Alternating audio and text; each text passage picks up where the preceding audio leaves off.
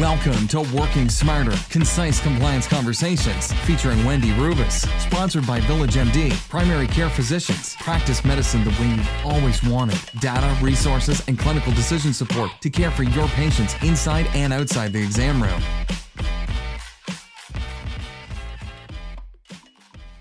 Hi, welcome to Working Smarter. I'm Wendy Rubis, General Counsel of VillageMD, and back by popular demand is one of my favorite people, Lucy Sola, who's the manager of ACO operations, to give us an update on direct contract entities. Lucy, how are you? I'm doing well. How are you, Wendy? Doing well. How is it like with the paparazzi and everything now that you're star of the most popular Working Smarter episode? Has it changed your life?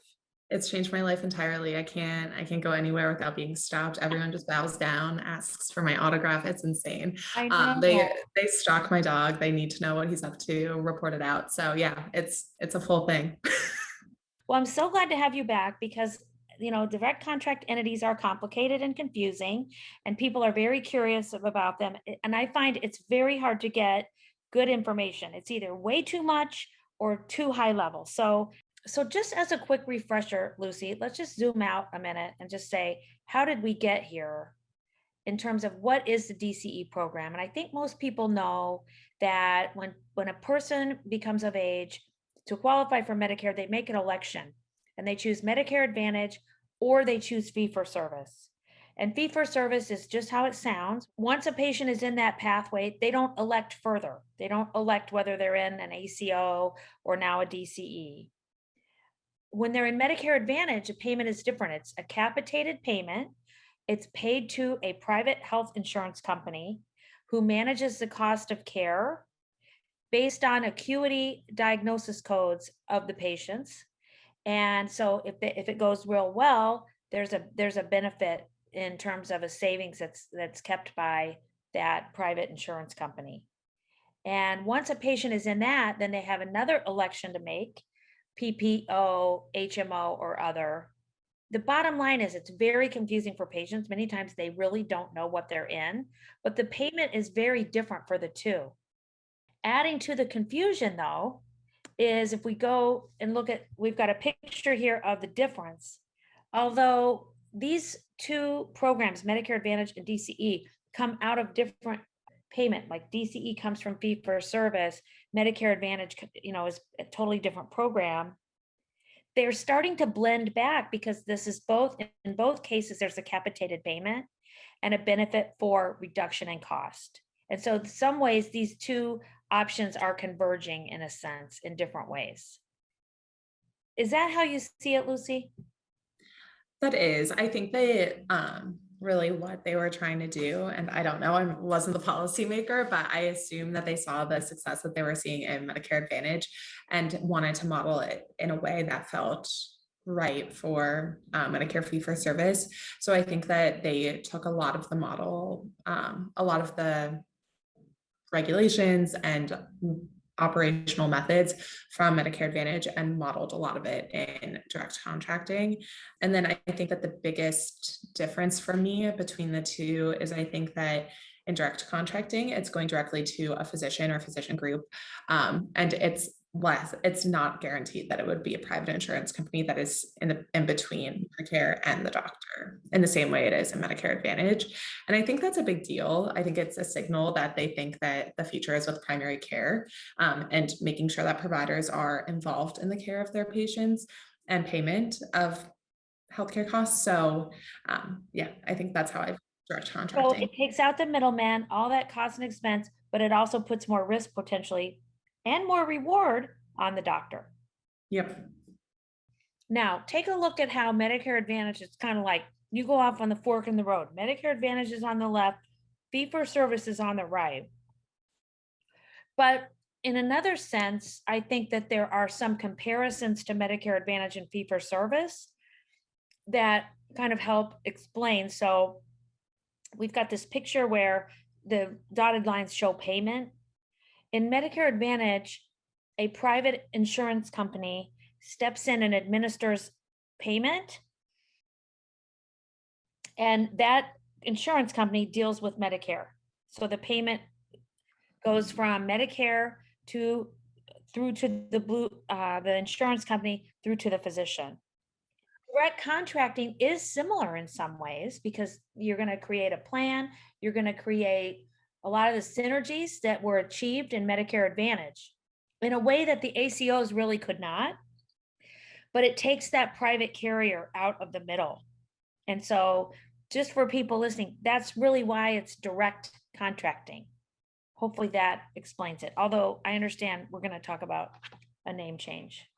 Yeah. And I think the key also is who has the risk. So in this situation in Medicare Advantage, it's going to automatically be the insurer that keeps a lot of the risk, like should performance go in a strange way. But in direct contracting, they're really trying to get physicians into more risk-based contracting. I mean, it just takes out a lot of the cost and profit and so on of that middle piece. But it's a great point you're making. In exchange, the risk is more direct. Now, for Village, that's a good thing because we want to be at risk, but it's an important distinction for sure. So thank you. Hopefully that's for our listeners, just reminding you what we're talking about because there's so much jargon, and our goal always is to make our listeners smarter in meetings. So Lucy, let's move on and get us updated. There's been so much news. So give us the headlines here as to what has evolved since your last recording. Yep. So we did start our performance year on April 1st of 2021. I think that was included in the last recording. So not huge news there, but it is a 9-month performance year this year and will end December 31st of 2021. And then we'll move into 12-month performance years moving forward. That was part of the just a COVID delay that needed to happen because of the pandemic. And then in addition, as part of the COVID relief, we've learned that the direct contracting entities had an option to defer their start date from 2021 to 2022. And they also had the option to elect out of having to participate in capitation for the first year. So typically before COVID, direct contracting entities had to choose capitation immediately once they started the performance year, but that was delayed due to COVID and providers not being able to take as much risk. Good. I think you're going to give us more detail about that in a minute. Was there any other big headlines? I think that there's a couple things that ended, surprisingly. So the next generation ACO model is officially ending after 2021, and they are allowing next generation ACOs to apply for direct contracting for 2022. And this is really important because no entities were able to apply for a new direct contracting entity starting in 2022. Because they closed that application window. So the only people who can start in 2022 are those that deferred and had already applied before the pandemic had started, and then any eligible next generation ACOs. And then in addition, I don't think we even covered the announcement of the geographic direct contracting model, but there was an announcement close to the end of 2020 announcing geographic DCEs, and then they actually ended up putting that model on hold. That is so complicated, but promising. I mean, that's like, in my mind, that's like true population health. Like, here's your zip code, So, but yeah, I think the complexity with figuring that out is probably why they've put that on hold. Yes, it was a quick timeline. They wanted to start at 2022, but there isn't an announced timeline at all. So we're not sure how long it will take, but it is a complicated model. So I think it will take some time for them to get it going. Good. Okay. Well, that gets us caught up, I think, on the news. So Lucy, I think the big thing that people definitely want to understand is how payment works. I know that those that are familiar with next gen ACO payment may be familiar with some of this, but why don't you take us through some of the mechanics of how the payments work? Definitely. I think that this is definitely a hot topic. We were waiting for the financial methodology anxiously when we were waiting for it to be released. So basically on this slide, you'll see the benchmarking process that is used. And just like any other ACO, so the Medicare Shared Savings Program or the next generation ACO model, they will set a benchmark of the expected expenditures for your beneficiaries and then they will measure your performance against that benchmark. So in order to do this, they calculate the historical baseline expenditures for the beneficiaries that are aligned to our direct contracting entity.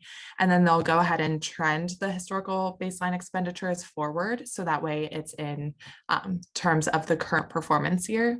And then they will go ahead and blend that historical baseline expenditure with regional expenditures.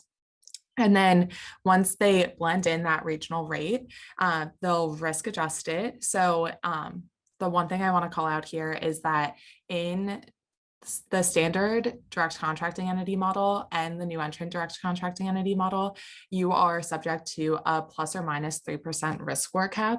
So you cannot increase your risk score more or less than 3% from the base year. And then in addition, you are subject to a coding intensity factor. So that is similar to Medicare Advantage plans. So if everyone in direct contracting increases their risk score, then you will have, that will be subtracted. The whole increase for all DCEs will be subtracted from your increase or decrease, and that's what you will get netted out at the end. So this is really a way to make sure that the risk adjustment is in line with everyone else. Comment on the regional, because I think people see regional and they get used to thinking with Medicare, regional often means it's a geographical cost of living adjustment. But here what it is it's basically saying if you're an outlier, you're going to be averaged against the way that it's going in that region. So it's kind of really it's kind of a truth serum, or it's like a adjustment for outliers to fall back in line. Is that kind of the way of thinking of it? 100%. So yeah, basically with the regional adjustment, it will take into account not just how you have performed, but it will take into account how everyone else in your region is performing. So that way, if you're regionally efficient or if you're regionally inefficient, then you will get that from your benchmark, and it creates incentives to basically become more efficient. And then in addition, one thing I wanted to call out on the first step is that the baseline period is fixed. So what they use, the years they use are 2017, 2018, and 2019, and they do not move forward as you move through the model. And this is a new feature. The Medicare Shared Savings Program always measures you against your previous performance year. So you're kind of always measured against yourself, and also yourself in a model that is creating incentives for you to improve quality, decrease cost. So the nice thing about this is that you'll have those reference years locked in for 2017 to 2019. So you won't be measured against yourself while you've already been participating in direct contracting. Got it. And then the final thing, the final step after they do their risk adjustment is they apply the discount and quality withhold.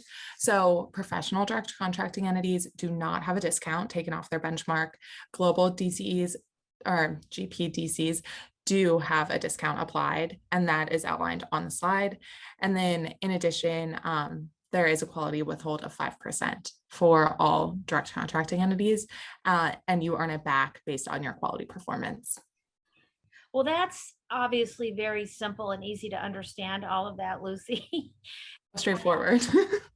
Yeah, so thanks for taking us through that. I mean, obviously, as we've said many times on the podcast, payment for healthcare is complicated. So thanks for taking us through that. One thing that you told us about before that I think we should just revisit is the different options, professional and global. Can you just give us a little bit of an overview of that? Yep. So in the professional model, you are taking risk on 50% of your shared savings and losses. So as I outlined on the previous slide, that is the calculation that they will use to get to your benchmark. And then your benchmark is what you're going to be measured against during your performance year.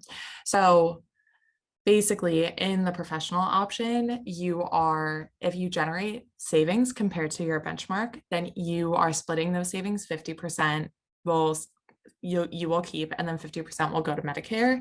And if you generate losses, so you spend above your benchmark on average, then you will have to pay back those losses to CMS. In the global model, it is 100% shared savings and losses. So if you generate savings, then you get to keep it all. And then if you generate losses, then you are responsible for paying all of that back to CMS. In addition, I think that this is something that we should think about it is aligned with the model features, but I think that it's good to think about it almost separately. There are capitated payments, and that's a new feature as we moved from next generation ACOs to direct contracting. And in the professional model, you either have the opportunity to take primary care capitation. So that would be capitation that's only paid on primary care claims. And then you are also able to elect into advance payments, which is being able to advance all of your money if you wanted to, and then that will get reconciled at the end of the year. And if you were overpaid, then that will be recouped by CMS. And if you were underpaid, then CMS will pay additional. In the global model, it is you can take primary care capitation or you can take total care capitation. So if you're in primary care capitation, it's just like the professional model where you are just taking capitated payments on primary care services. But if you're in total care capitation, then you are taking capitation across all services, regardless of visit type, associated with any of the providers on your roster. And the reason why you would elect into primary care capitation maybe versus total care capitation or advanced payments is really just dependent on what the direct contracting strategy is. And if they're only working with primary care physicians, maybe primary care capitation is the right option. But if they're working with specialists and have a large network that they're working with, then they can adjust payment arrangements. And in order to do so, they would need to take capitation from CMS. In addition, there are 3 model types that you can participate in. So you can either do standard, new entrant, or high needs. The standard model is a standard ACO model. So the ACO or the direct contracting participants have had experience in an ACO previously or other risk-based contracts with Medicare. In a new entrant model, it would be for folks who are new to the Medicare fee-for-service space and wanting to also be new in ACOs. So they could elect into the new entrant model because that would allow them some time to build up their alignment. So that way they can meet their alignment thresholds that the model requires. And then if you're in the high needs direct contracting entity, then that entity is really focused on the highest risk beneficiaries and being able to provide really comprehensive care to beneficiaries who have multiple chronic conditions and very high risk scores. So another change, Lucy, that's come about is there's a refinement to the options for capitation. So whether you're global or just professional, you can make an option at the beginning here. So whether you're global or professional, you can change the capitation payments that apply to primary care services. Is that the way of thinking about it? Yes. So if you are in the professional track, you are only eligible to take primary care capitation, and that would only be capitated amounts on primary care designated services that CMS has decided are primary care services. You do have the ability to take above the primary care cap an advance payment, but the advance payments do get recouped at the end of the year if you spend less on them, or they will be adjusted if you spend more on them. The difference between that and total care capitation is that if you choose total care capitation, it is not going to be readjusted based off of how your performance goes. You are at risk for all of the capitated amount. And if you spend less, then you keep it. If you spend more, then you lose it. And total care capitation is only available for global. Good. Okay. So moving on then, we just did a podcast that was very popular. Lucy, I hope you don't lose your throne of the most popular podcast guest ever, but you might. I really do need to prepare Steve and Mason for what they're going to endure because You do. it is insane. You do. I don't think they're ready. Okay. But what we talked about was attribution, which we now know, if you listened to our listeners, listen to that, they understand that is the way that a patient is assigned to a provider in a population health world. And the good news here with those formerly known as DCEs is that it's voluntary alignment, meaning we said in the podcast, it's either you're assigned based on your claims or you make an election, which we prefer because it's just a lot more clean and direct and easier. And so that's allowed here. And so they can do it, in my understanding, is electronically, or they could do a paper. And there's different rules about that, but voluntary alignment is possible. That means that there can be direct communication with the beneficiaries about filling out those alignment forms. But just take note and heed, there are still limitations on other types of communications and marketing. So just because you can communicate about voluntary alignment does not mean that those other prohibited marketing activities are different. So there's still those same prohibitions. Yep, exactly. Okay, Lucy, last thing, we did a podcast recently with Joanne on the quality payment. And of course, we have quality, as you explained, there's a quality payment holdback in the DCE program. So a percentage of your payments are held and you get them back if you achieve quality standards. Tell us what these standards are. And more importantly, my understanding is we're done with that manual reporting process that was so complex in the ACO world. Yep, exactly. So there are really two buckets that I think of. The first is claims-based measures. So that is going to be measured based off of claims experience that CMS will be calculating.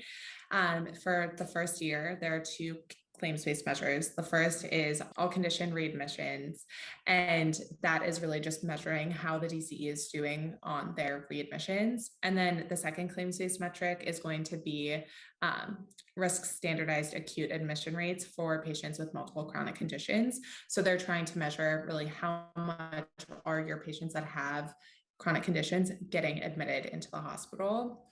And then the other bucket is CAPS, which is the patient satisfaction survey that is administered by a vendor. This was done in the Medicare Shared Savings Program and Next Generation ACO model. And it's really just trying to understand patients' experience with their provider. And I think that what I've seen some folks be surprised by is the depth of questions that a patient will be asked about. Were you able to call and get an appointment? Was it timely care? Was your doctor engaging in your care with you? And I think that it's really important for physicians to understand that they will be measured on very granular levels. And it's going to affect their payment, right? So basically, this goes beyond bedside manner, and it's the experience of the patient, and it's based on their opinion, and it affects you getting that bonus back. Yep, exactly. Okay, Lucy, this has been so helpful. And I'm so grateful that you came back to explain it. I want to ask our listeners, if you have questions about this, let us know. If there's more information you need, and maybe if we're really lucky, we'll get Lucy back again to help us understand it. I got you covered. I would love to come back. Thanks, Wendy. Thank you, Lucy. Thank you to our sponsor, VillageMD. We hope you will join us for future concise compliance conversations.